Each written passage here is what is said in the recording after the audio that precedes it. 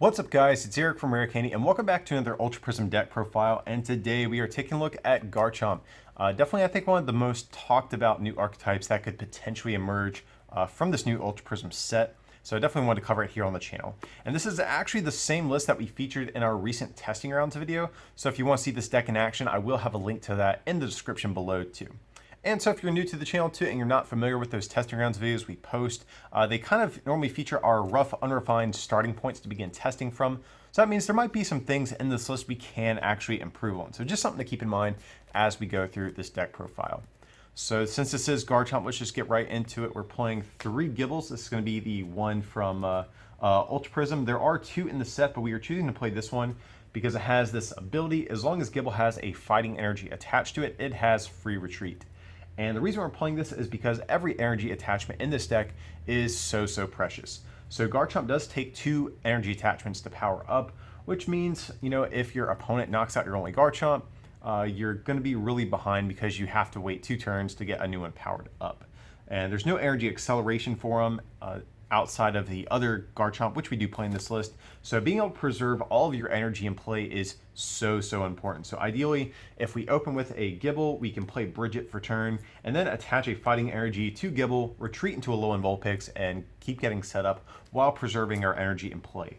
So the other Gibble in the set is actually kind of decent, has a good attack, but I think being able to preserve your energy is going to be more important.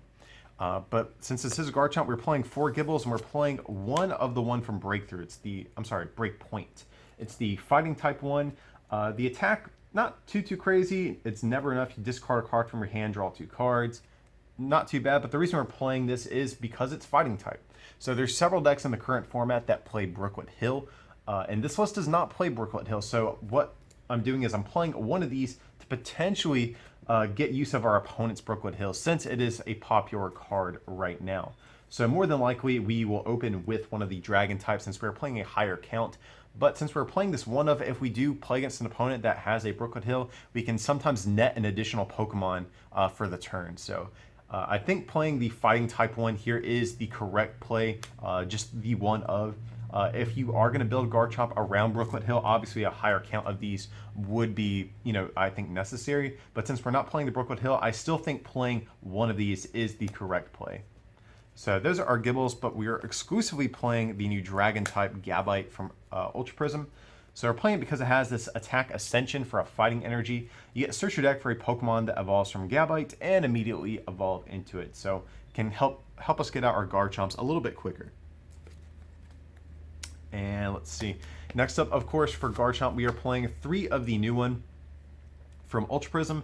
So the reason this card has been getting some attention is for its second attack. I forget what it's called. These are just Japanese proxies right now. But for a fighting and double color synergy, you do 100 damage. But if you played the supporter card Cynthia this turn, you do 100 more. So 200 damage from a 1 prize attacker seems pretty good.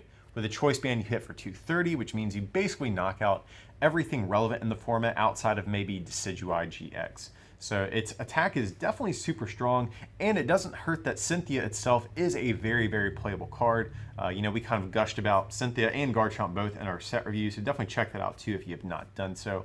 But we'll get on to more about Cynthia later, but just know you have to play Cynthia in order to get the most out of this attack. Garchomp also has free retreat, which is nice, 150 hit points. It does have that pesky fairy weakness, so you are going to have to be a little bit careful around Gardevoir decks. You can one-shot them, but they can easily one-shot you back too. So just something to keep in mind. And it does have another attack. It's half decent, I suppose. Just for a double Karos energy, you do 50 damage to one of your opponent's Pokemon. So it's like that Ice Blade attack that the Alolan Ninetales GX has. So Garchomp is, of course, going to be our main attacker. Hitting 200 plus damage with a 1 prize Pokemon is great, but we are still playing one of the other Garchomp back from Breakpoint as well. So we're playing this one for mainly its attack Turbo Assault. For a single fighting energy, it is 60 damage, or of course 90 with a choice band, but you get to attach an energy card from your discard pile to one of your Pokemon. So one thing that's important to note is it says energy card and not basic energy card. So that means we can even get things like double colorless energies out of the discard pile onto our other Garchomps to start setting them up. So that's the main reason we're playing this. It does have another attack called Bite Off, which is actually useful in certain matchups. for 2 fighting energy. If your opponent's active Pokemon is a Pokemon EX, it does 80 plus 80 more damage, so 190 if you have a choice band, which means you are going to knock out things like Volcanion EX, which are still popular in the current format. So Bite Off, a little bit situational, but it does have some utility as well.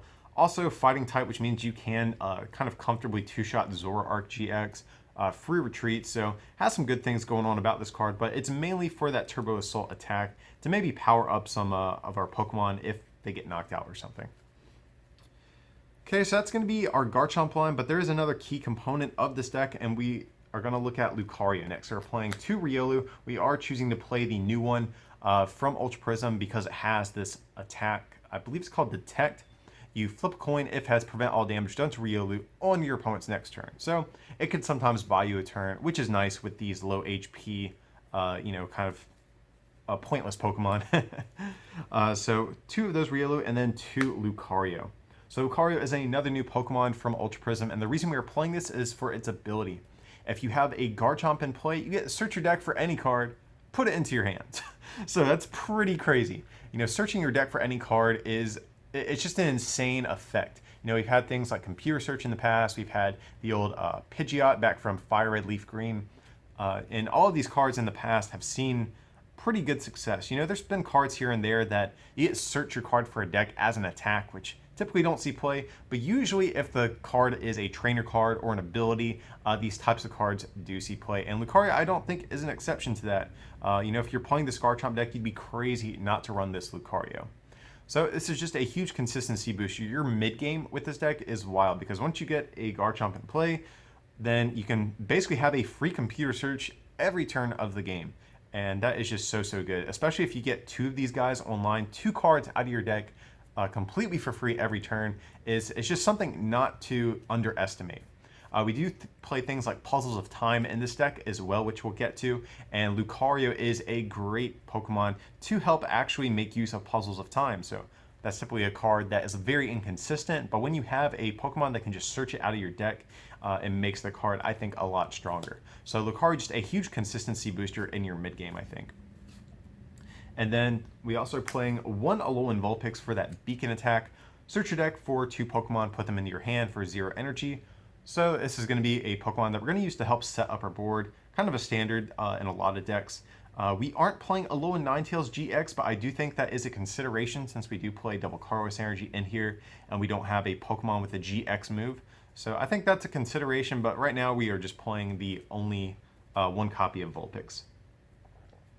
And then the last Pokemon on the list is 2 copies of Tapu Lele GX, of course, for that Wonder Tag ability. So moving on to the trainer cards, we're playing 4 copies of Cynthia. It is that new supporter from Ultra Prism. Shuffle your hand into your deck and draw 6. So the fact that Garchomp requires us to use a great supporter to do more damage is definitely not a bad thing at all. So Cynthia, definitely a great form of shuffle draw, just to refresh your hand and get set up, but also, like I said, to do more damage with your Garchomps. So that's why we're playing the Cynthia, but that's not the only draw supporter we're playing. Honestly, in the early game, we don't even really want to play Cynthia, just because we want to use this exclusively when we attack with Garchomp, if possible. So we are playing 2 copies of Professor Sycamore and 2 copies of N as well. So, of course, just to have some other draw options in the deck.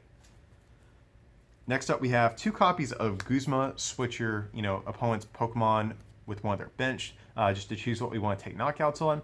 But one thing that's important to note with this deck, and is kind of a big downside, I think, is that you actually can't play Guzma and Cynthia in the same turn. So you won't be able to, just Guzma up that last Tapu Lele to win the game a lot of times and stuff like that. So that's why we are playing the slightly lower count of Guzma. But with that being said, it's still a good card. You will still find yourself wanting to play this card, because sometimes you don't even need to do the extra 100 damage with this effect. With a choice band, you're doing 130, which is still a decent little bit of damage on its own. So Guzma is still good to kind of clean up knockouts every once in a while. So then we're also playing 2 copies of Bridget. Of course, it's that early game supporter that you want to see to get set up. Search your deck for 3 basic Pokemon, put them on your bench. So next up, we are playing 4 copies of Ultra Ball, of course, just to search Pokemon out of our deck. 4 copies of Rare Candy to skip our Gabites and go immediately into our Garchomps. 3 copies of Choice Band. Like I said, being able to hit for 230 is a very important number. 200 damage on Garchomp is good, but there's a lot of stage 1s in the game that have 210 hit points, maybe 220, and so Choice Band is very important at hitting for numbers over 200. And next up, the other, I think, key component of the trainer card line is going to be 4 copies of Puzzle of Time.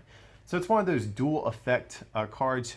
If you only play one Puzzle of Time, you look at the top 3 cards of your deck, put them back in any order. So honestly, nothing too special, but it's second effect. If you play 2 puzzles at the same time, put 2 cards from your discard pile back into your deck. I'm sorry, back into your hand, even better.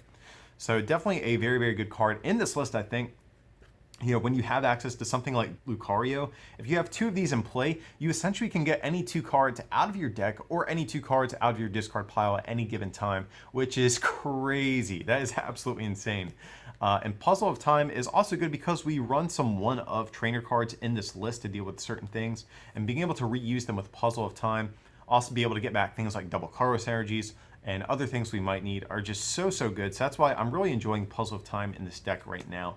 So going on to some of those one-of cards I just mentioned, we're playing 1 copy of Counter Catcher. So like I mentioned, we can't play Guzma and Cynthia in the same turn, but there are still definitely going to be times where we want to bring up one of our opponent's Pokemon and take a knockout while using Cynthia in the same turn. So Counter Catcher is going to help us with that. You can only play if you are behind on prizes and you get to switch your opponent's active Pokemon with one of their bench. So this is great because if we go down prizes early on and our opponent is getting ahead in the game, then we can abuse this to make use of this and Cynthia at the same time. And since we play Puzzles of Time, we can actually reuse Counter Catcher at different points in the game. I do think another consideration in the deck is actually just the regular Pokemon catcher as well, since it is a coin flip, but since we have Puzzles of Time, I think it is a consideration as well. But for right now, I'm testing out the Counter Catcher and seeing how that does. Next up, we're playing 1 copy of Max Potion. Heal all damage from one of your Pokemon and discard all the energy attached to them. This is going to be good to deal with things like Buzzwole, GX, and Decidueye, which can kind of prey on these low HP evolving basics like Gibbles and Vulpix. So Max Potion can definitely help against those types of decks. And again, since we're playing Puzzle of Time, we can reuse this 1 Max Potion at different points in the game. 1 copy of Field Blower. So this deck actually isn't really worried about too many stadiums and tool cards. Choice Bands don't do much to Garchomp. The only stadium card I think that really hurts us is potentially Po-Town or Perilous City. Po-Town hasn't been seeing much play lately since Garbodor has been kind of declining in play. Similarly, we don't need to get rid of Floatstones on Garbodor since, again, Garbodor has been seeing a little bit less play recently. So I think the 1 copy of Field Blower is fine. Again, you can reuse it with Puzzles of Time if you choose to. Next up, we are playing 1 copy of Evo Soda. So you search your deck for a Pokemon that evolves from one of your other Pokemon in play and evolve it into them. Of course, you can't use it on the first turn that Pokemon was put in play, but nevertheless, it just gives us another way to evolve through all of our Pokemon. So one thing that's important in this deck is getting Garchomp online as soon as possible, because as soon as you get Garchomp online, that means Lucario gets online, and as soon as you have access to Lucario, this deck picks up a lot of steam. So I wanted an extra out to getting another evolution in play a little bit quicker. You could maybe cut this for something else if you really want to, but like I said, I just wanted to have a little bit of extra insurance to help get out our evolutions even quicker. So 1 copy of Floatstone. Garchomp luckily has free retreat. Lucario also has a 1 retreat cost, which is pretty manageable, but we really don't want to discard energy in this deck because every energy attachment is so precious. So Floatstone is good at, kind of ensuring that all of your energy can go to your Garchomp. So you don't have to waste your energy on something like a Lucario to retreat or something like that. So Floatstone just good in these situations, I think. And the last trainer card is going to be 1 copy of Super Rod. So shuffle 3 Pokemon or basic energy from your discard back into your deck. We're playing this over Rescue Stretcher just because we don't have a whole lot of basic energy in the deck. So I was kind of favoring having the option to get back some of our basic energy as opposed to the flexibility that Rescue Stretcher gives you of putting Pokemon back into your hand. If you do want to cut this for Rescue Stretcher, I think that's actually fine as well. Like I said, for right now though, I am trying out Super Rod and seeing how that does. And then going on to the energy cards, we're playing 1, 2, 3, 4 copies of double Colress energy, of course. And then we're also playing 1, 2, 3, 4, 5, 6 fighting energy, just to ensure that we can attack with our Garchomps. So yeah, guys, that's going to be the list we are trying out for right now. There's definitely some other cards I really want to try in this list. I think one that I'm really eyeing down is, I think it's called Devoured Fields. It's that stadium that came out of Crimson Invasion that helps Dragon Pokemon do 10 more damage. Because right now you are 10 damage shy of knocking out Decidueye. So if Decidueye continues to see play, I think that is another good one of potential tech that you could play in this, because you can reuse it with Puzzles of Time. But then also we do actually have another version of this deck posted over on our Patreon. I believe our Stage 2 patrons have access to it. So if you want to learn about how to access that, it runs a completely different engine to get set up. I will have a link in the description if you want to learn about how to access that as well. But yeah, guys, that's going to be pretty much it for this one. Definitely stay tuned to the channel. We're going to have a ton of Ultra Prism content coming up over the next couple weeks, so definitely stay tuned. But as usual, feel free to like and subscribe, and if you can support us over on our Patreon, like I just mentioned, at patreon.com/rarecandytcg, or by picking up something from our online store at rarecandytcg.com, it would be immensely appreciated. But with that, I appreciate you watching, and we'll see you for the next one.